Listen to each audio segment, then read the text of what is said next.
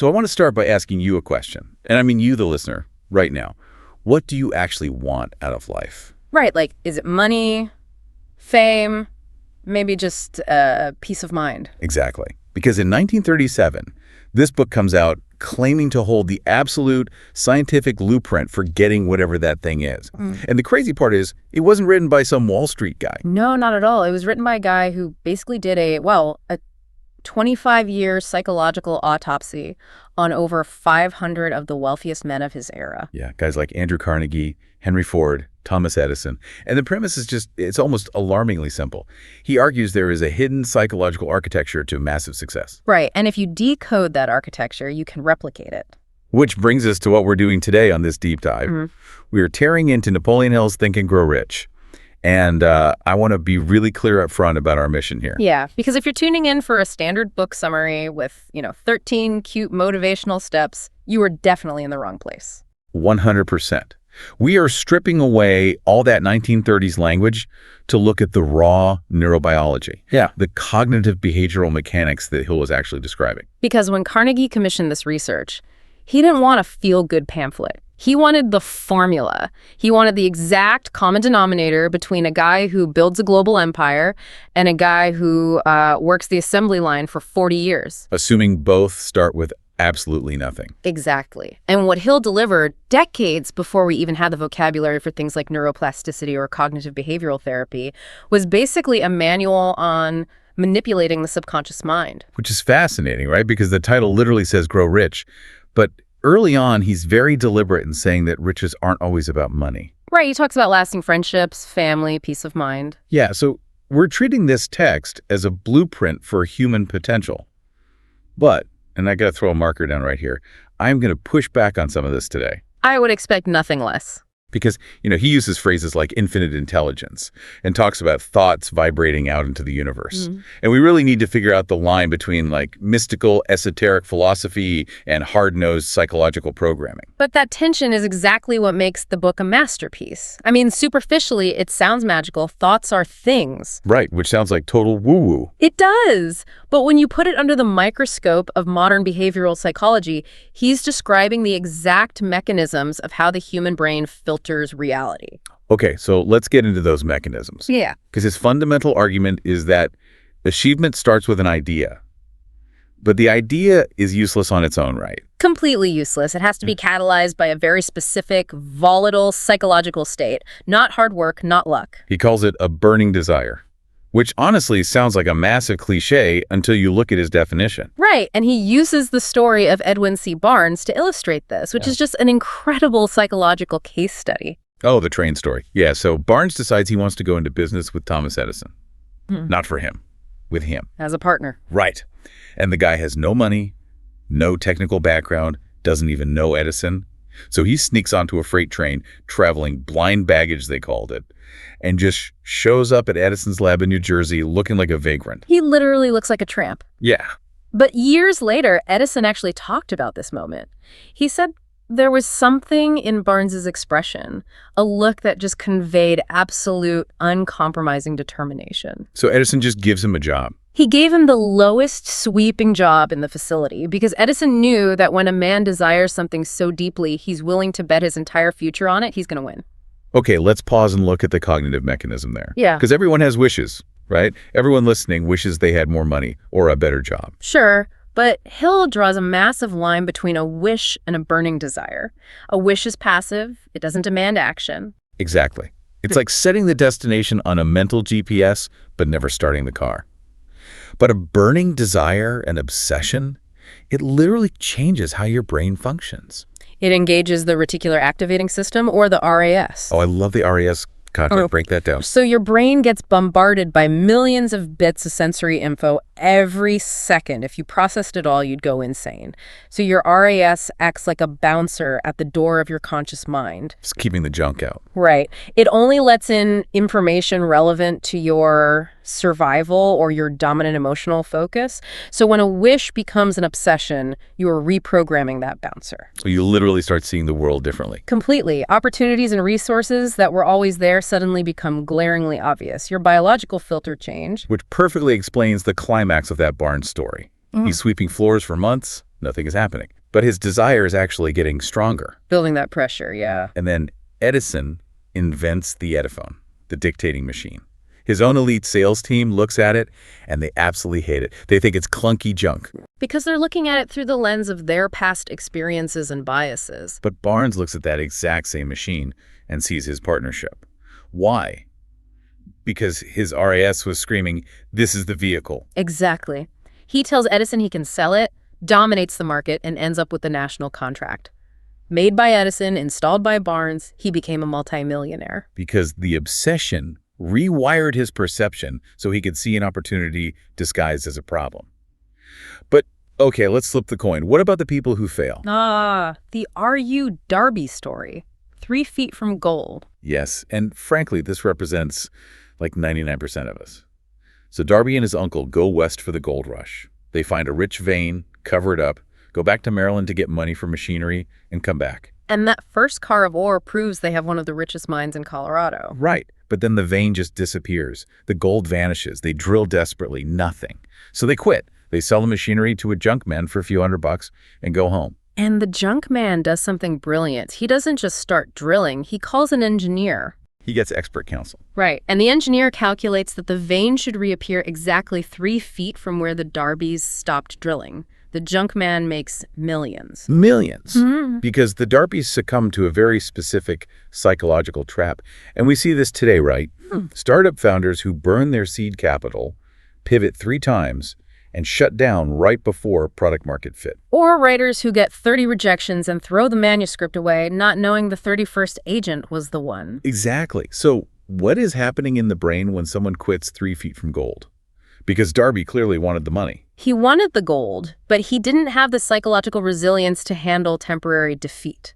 Neurologically, this is about dopamine depletion. Okay, the neurochemical of motivation. Right. When you pursue a huge goal, your brain runs on dopamine. When the Darbys hit gold, massive dopamine spike. When it vanished, the dopamine plummeted. Creating a huge chemical low. Yes. And without the stabilizing structure of an obsessive desire or purpose beyond just cash, the brain can't tolerate that dopamine deprivation. It signals you to conserve energy and quit. So it interprets a temporary defeat as a permanent failure. Precisely. But a wealthy mindset appraises that setback completely differently. They don't experience a dopamine crash that makes them surrender. They see it as a data point. Like the Marshall Field story.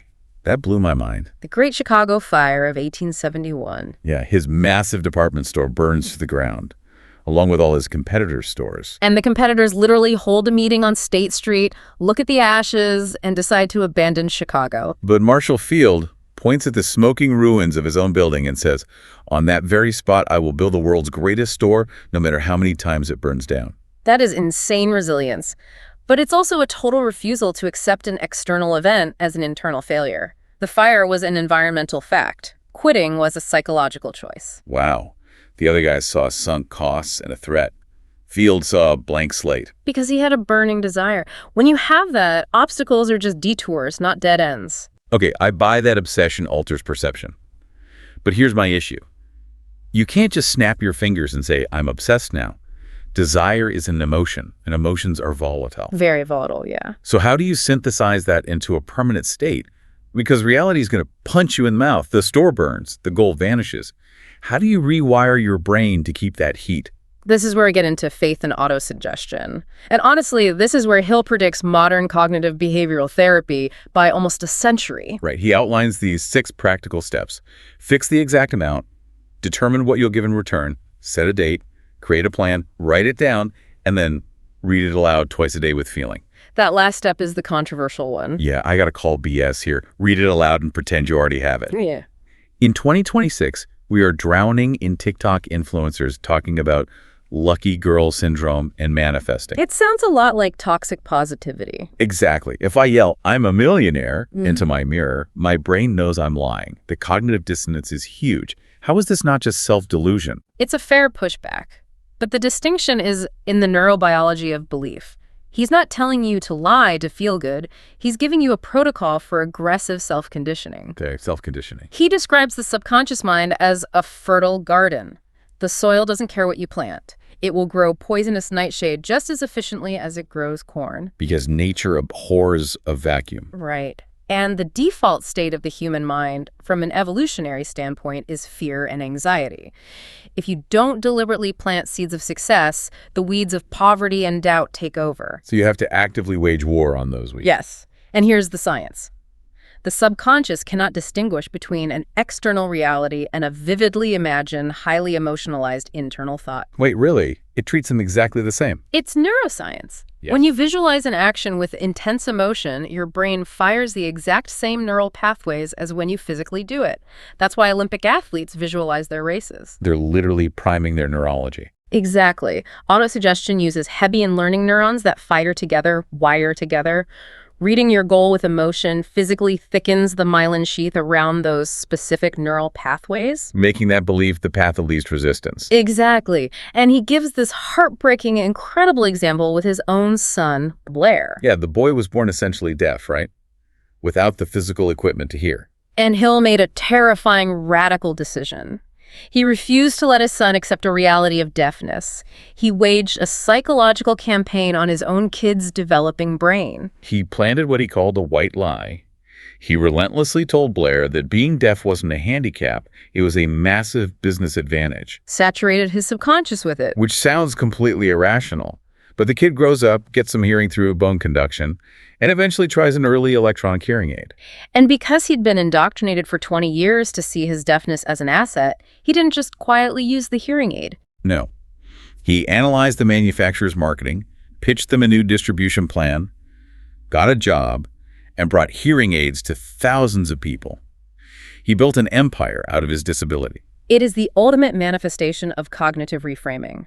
If Hill had let the garden fill with the default weeds of self-pity, Blair would have lived a marginalized life. Hill uses that criminologist analogy to explain this, right? Which is kind of chilling. It is. The criminologist said when men first encounter crime, they abhor it. It makes them sick.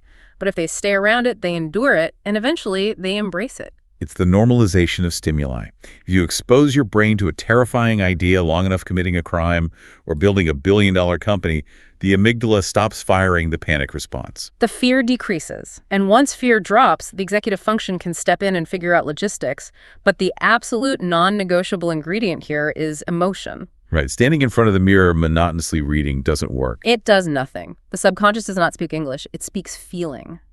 Emotion is the neurochemical catalyst, the heat for the reaction. Okay, so let's say I do this. I pull the weeds, I visualize, I'm vibrating with positive expectation. Now what? Faith doesn't spontaneously generate cash on my living room floor. No, it doesn't. I need a mechanism to create value.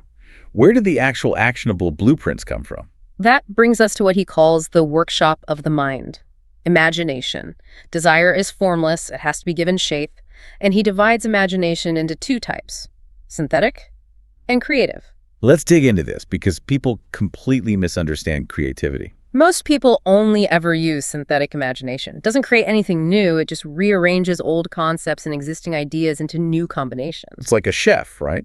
A chef walks into a kitchen, sees chicken, garlic, butter. He doesn't invent a new animal. He uses synthetic imagination to combine existing ingredients into a new recipe. Perfect analogy. He's constrained by the ingredients in the room.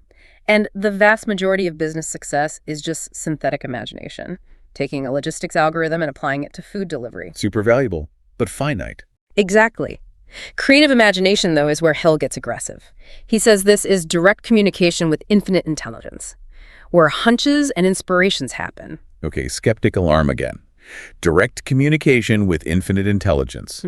It sounds like a radio antenna to God beaming down the blueprint for a software company. It does sound like that. But if we translate it to modern psychology, isn't creative imagination just the default mode network in the brain?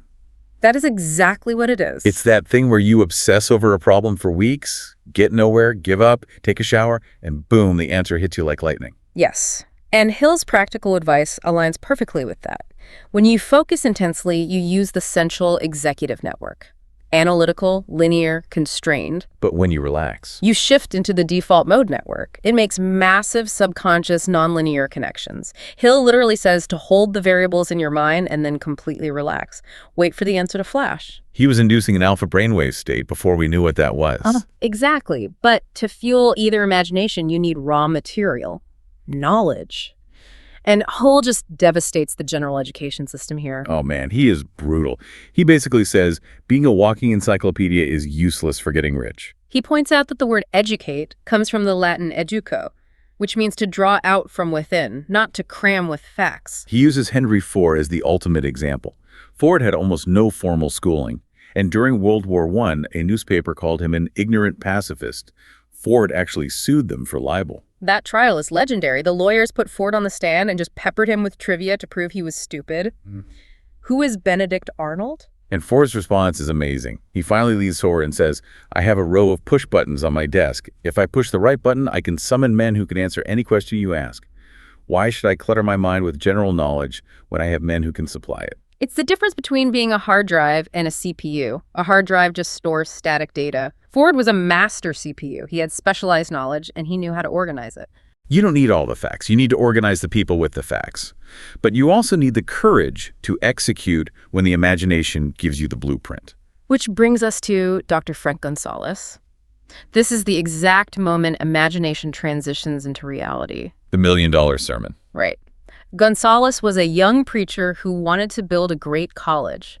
He calculated he needed exactly $1 million. For 2 years, he just thought about it, wished for it, nothing happened. Because desire without action is just a daydream.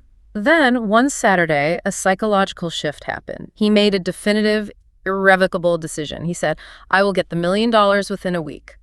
He didn't know how. The decision collapsed, the probability wave. Yes. The next morning, he preaches a sermon. What I would do if I had $1 million. He poured his soul into it. He didn't ask for money, just painted the vision. And when he sat down, a man from the pews walked up and said, I believe you can do it. Come to my office tomorrow, I'll give you the $1 million. Philip D. Armour, the meatpacking tycoon. If Gonzalez never made the decision to demand the money that week, he never would have preached that specific sermon. Armour would have just walked out. The imagination created the sermon, but the decision created the reality, which catapults us into the mechanics of execution. Decision, planning, and persistence. Because the greatest idea means nothing if you suffer from the primary disease of failure, indecision, procrastination. Hill says he analyzed 25,000 people who failed, and indecision was at the very top of the list. Procrastination is indecision's twin brother, leaving until tomorrow what should have been done last week. And Hill contrasts this with the 56 signers of the Declaration of Independence. Yeah, we look at that document under bulletproof glass and think of it as inevitable history. But in 1776, signing that parchment was signing a death warrant. High treason against the biggest empire on earth. There was no pivot, no, let's test the market for a quarter. It was freedom or the gallows, burning the boats entirely. And he shows that same ruthlessness in industry with Ford's V8 engine. Oh, the V8 story. Ford wanted an 8-cylinder engine cast in one solid block. His expert engineers looked at the plans and said it was thermodynamically impossible. And Ford, who didn't know thermodynamics, just said, produce it anyway. 6 months pass, nothing. Another 6 months, nothing.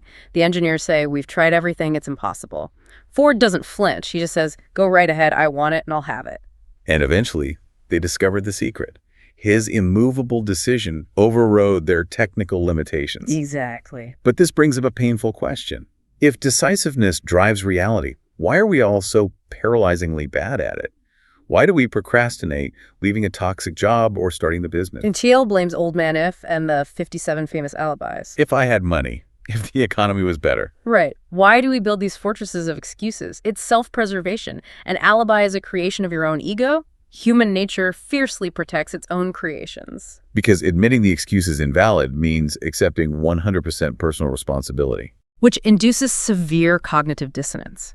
It's much easier on the ego to say, the economy ruined my business, than I adapted too slowly. Indecision turns into doubt, and doubt blends into a permanent state of fear. Let me play devil's advocate again. The modern business world loves feeling fast. Hill says you need a perfectly organized plan, but what if the plan just explodes? Like Samuel Insull. Exactly. He explicitly mentions Insull losing a $100 million fortune in the Great Depression.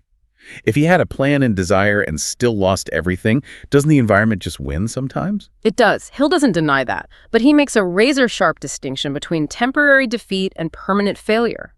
Insull's plans failed because the macroeconomic reality changed. So the plan failed. Yes. But here is the rule. A quitter never wins, and a winner never quits. A failed plan just means that specific plan wasn't sound. It doesn't mean the goal is impossible. It's just neutral feedback. Entirely neutral. But the unsuccessful mind internalizes a failed plan as a failure of the self. Insel's defeat only becomes permanent if he refuses to build a new plan. Which ties into the wealth mindset pattern. They reach decisions promptly and change them very slowly. While unsuccessful people reach decisions slowly, if at all, and change them constantly, because they are influenced by the cheap opinions of others. Right. You will let the 24-hour news cycle or a cynical coworker dictate your choices. You'll never have your own desire. You have to build a psychological moat. You really do. Okay, up to now, this whole deep dive has been intensely individual. Your desires, your garden, your imagination.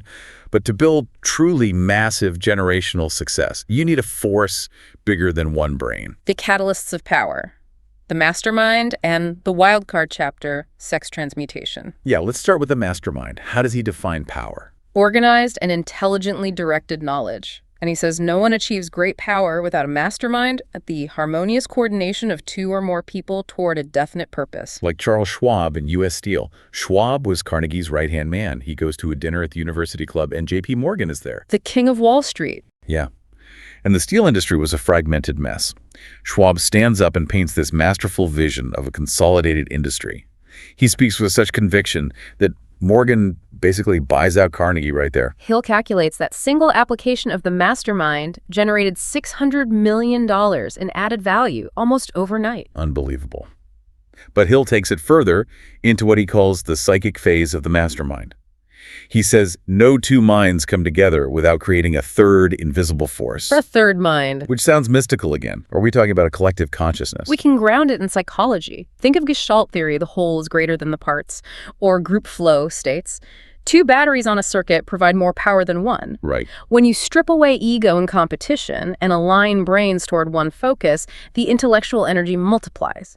Mirror neurons fire. One person's alpha state induces it in the others. The third mind is just the emergent intelligence of the group. A localized hive mind. I love that. All right, let's pivot to the wildest chapter in the book. Sex transmutation. I guarantee people read this in public and try to hide the cover. Oh, absolutely. It requires a very mature, objective reading. What is he actually arguing? Transmute just means transferring one form of energy into another. Hill's argument is biological. The sexual drive is the most primal human desire.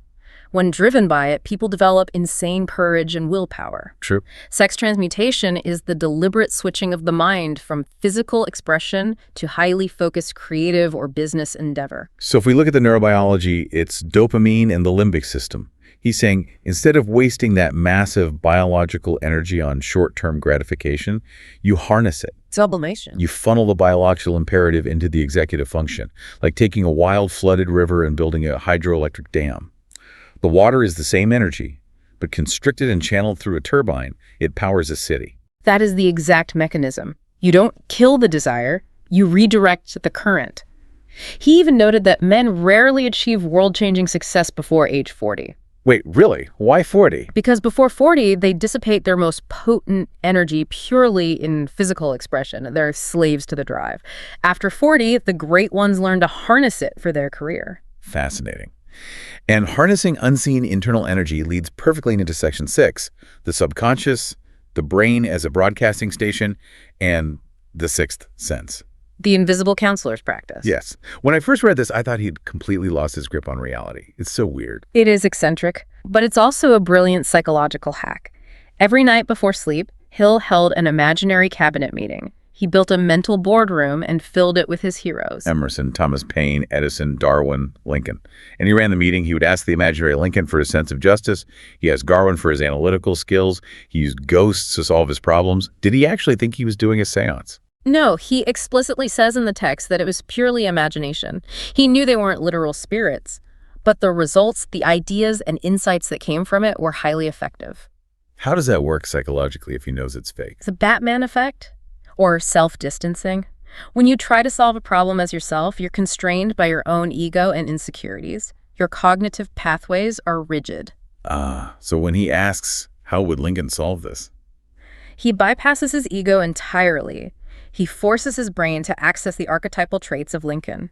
It's the ultimate autosuggestion to induce a flow state and access subconscious pattern recognition. It's a structured framework to step outside your own identity. Yeah. Genius. But, and this is the massive roadblock you can build, desire, masterminds, cabinet meetings, whatever. None of it works if the broadcasting station of your brain is jammed with static. They're real ghosts. Right. The 6 ghosts of fear. He says you can't use this philosophy until you clear them out. Fear paralyzes the imagination. Poverty, criticism, ill health, loss of love, old age, death. And indecision crystallizes into doubt, and those blend to become fear. It's an insidious rot. He calls it a mental virus. And poverty is the worst one. He references the 1929 stock market crash. The country got infected with forenza, a collective thought of poverty that created actual bank runs. Because the subconscious doesn't discriminate. If you obsess over going broke, it accepts that terror as your goal and makes you act in ways that guarantee you go broke. Then there's the fear of criticism, which feels more relevant today than in 1937. Cancel culture, social media. People are terrified of a snarky tweet. Evolutionarily, social rejection meant death. It murders initiative. When you fear criticism, cortisol floods the amygdala. That fear center hijacks the brain and literally pulls blood flow away from the prefrontal cortex, where logic and creativity live. You are biologically incapable of thinking and growing rich while afraid. He also mentions old man worry as sustained fear caused by indecision. So what is the cure? How do we exorcise these ghosts? The antidote is what we discussed earlier: decision. You kill the fear of death by deciding to accept it. You kill the fear of poverty by deciding to be content with whatever you can accumulate without worry. You kill the fear of criticism by deciding not to care what others say. You have to accept the harshest truth in the book. You have absolute control over only one thing. Not the economy, not the algorithm, only your own thoughts. If you can't control your mind, you control nothing. Which is the perfect synthesis of this entire journey. It really is. We've covered massive psychological ground. Edwin Barnes on the freight train, reprogramming a deaf child's neurology, imaginary boardrooms, dopamine, and sex transmutation.